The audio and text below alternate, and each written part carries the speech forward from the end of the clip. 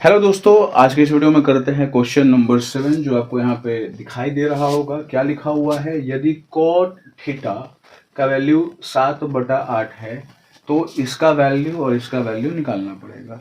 तो बहुत ही सिंपल चीज़ है, हमको कॉट थीटा का वैल्यू मालूम है और ये तभी सोल्व होगा जब क्या क्या मालूम हो जाएगा, वैल्यू साइन का और कॉस का। और ये तो डायरेक्ट बन जाएगा क्योंकि कॉट है और कॉट स्क्वायर चाहिए, तो ये डायरेक्ट बन जाएगा। बट इसके लिए साइन चाहिए और कॉस चाहिए। तो आपको तरीका ऑलरेडी मालूम है। सॉल्यूशन हम यहाँ पे कर लेते हैं। जो भी वैल्यू आपको अनुपात में दिया हुआ है उसको वैसे ही लिख लेना चाहिए। तो कॉट थीटा बराबर क्या हो जाएगा? 7/8 ये दिया हुआ है। लेकिन कॉट थीटा का एक ओरिजिनल फॉर्मूला जो आपको पता होगा वो क्या होता है? B/P। तो वो हमने यहाँ पर लिख दिया, B/P। अब इसका मतलब क्या हुआ? b का वैल्यू क्या हो गया? 7 और p का वैल्यू 8। लेकिन ये अनुपात में है, इसीलिए 7/8 न होकर के ये 14/16 भी हो सकता है, 21/18 की 24 भी हो सकता है। इसीलिए लेट कर लिया जाता है, मतलब मान लिया जाता है।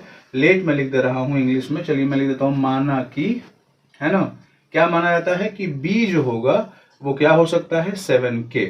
अब के जगह पे 1 2 3 4 कुछ भी हो सकता है, ये 14 भी हो सकता है, 21 भी हो सकता है ना। जब भी अनुपात में रहता है तो ऐसे मान लिया जाता है, ठीक है।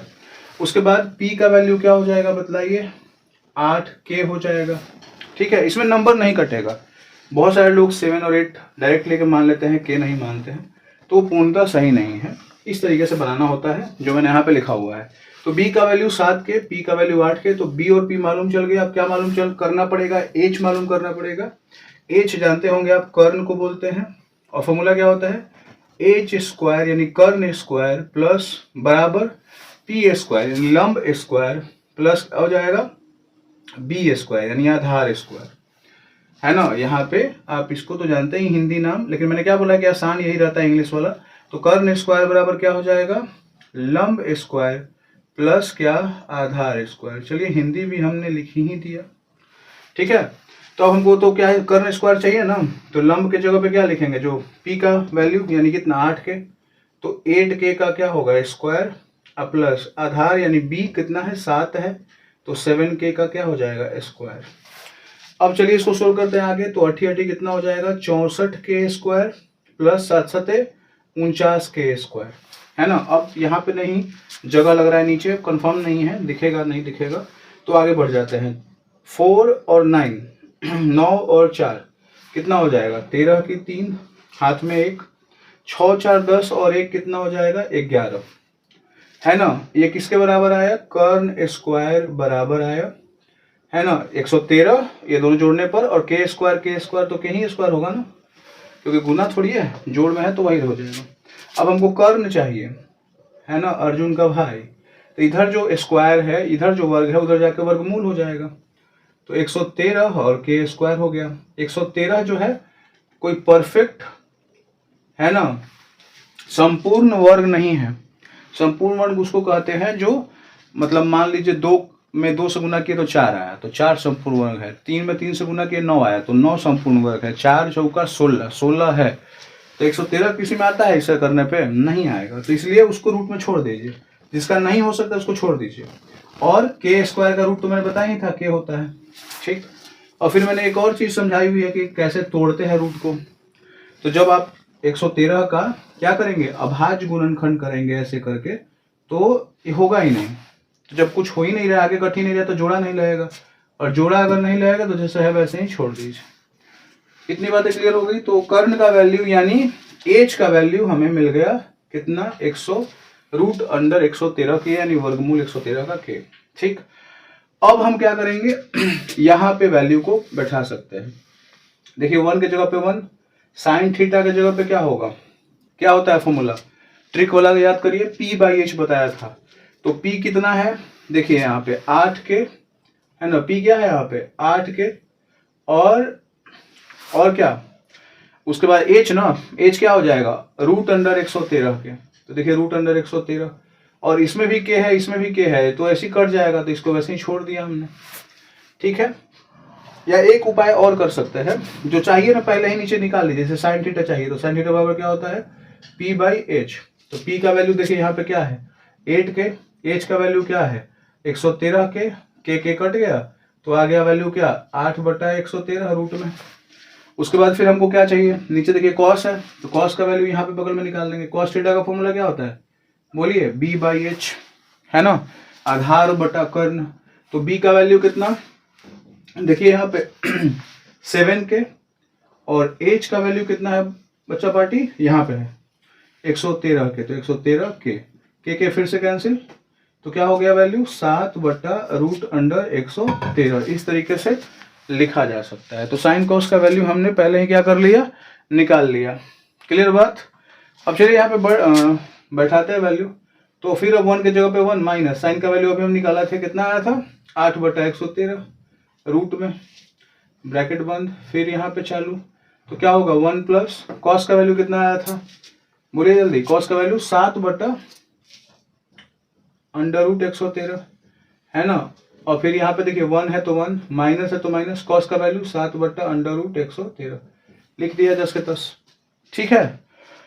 अब यहाँ पे देखिए इसको दो तरीके से बनाया जा सकता है। एक तो इसमें से इसको गुना करिए, फिर इसमें से इसको करिए, फिर इसमें से इसको करिए, फिर इसमें से इसको करिए, बहुत लफड़ा है। आसान तरीका क्या होगा, a प्लस बी है ये और ये a माइनस बी है, ये भी a प्लस बी है और ये भी a माइनस बी है। तो a प्लस बी और a माइनस बी किसका फॉर्मूला होता है बोलिए जल्दी, है कोई आइडिया। मैं यहाँ पे लिखता हूँ, शायद आपको दिख रहा होगा, a प्लस बी और a माइनस बी किसका फॉर्मूला होता है, a square minus B square का। शायद जानते होंगे आप इतना, है ना।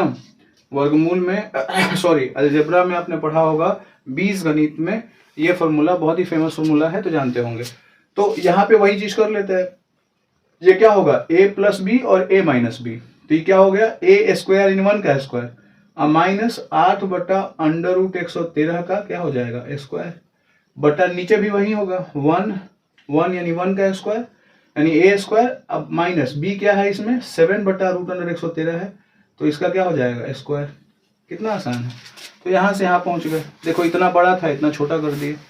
अब 1 का स्क्वायर क्या होता है बच्चों, 1 माइनस 8 होगा ऊपर और 113 का रूट कितना होगा बताया ना, स्क्वायर से रूट कट जाता है तो 113। नीचे जाओ 1 माइनस 7 का स्क्वायर, सॉरी 8 का स्क्वायर, यार 8 का स्क्वायर कितना होगा 64 होगा, है ना, ये नहीं किया था मैंने। 7 का स्क्वायर कितना होगा 49 और 113 का रूट कितना हो जाएगा 113। रूट में अगर कोई है उसका स्क्वायर करेंगे तो रूट हट जाता है, या स्क्वायर है उस पर रूट है तो फिर भी कट जाता है। तो यहाँ पे 113 का स्क्वायर क्या होगा 113 हो जाएगा, रूट में अगर है तो। अब इससे तो सोल्व कर देना ही जाएगा यहाँ तक अगर हो गया है तो इसके बाद मैं थोड़ा बता देता हूँ। देखते हैं यहाँ पे थोड़ा जगह इसको बना लेते हैं। तो देखिए यहाँ पे बहुत ही आसानी से बन सकता है। 113 है, इसके नीचे कुछ नहीं है तो 1 है। यहाँ पे भी 113 इसके नीचे कुछ नहीं है तो 1 है।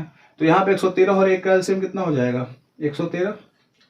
तो 1 में 113 मरता है, 113 में 1 से गुना होगा तो यहाँ पे कितना हो जाएगा 113, माइनस है तो माइनस, 64 है तो 64। फिर नीचे इस वाले में सोल्व करते हैं। 113 और 1 का एलसीएम कितना हो जाएगा 113, फिर से वही 113 यहाँ पे लिखा जाएगा और माइनस कितना हो जाएगा 49। देखिए 113 क्या हो जाएगा कैंसिल आसानी से।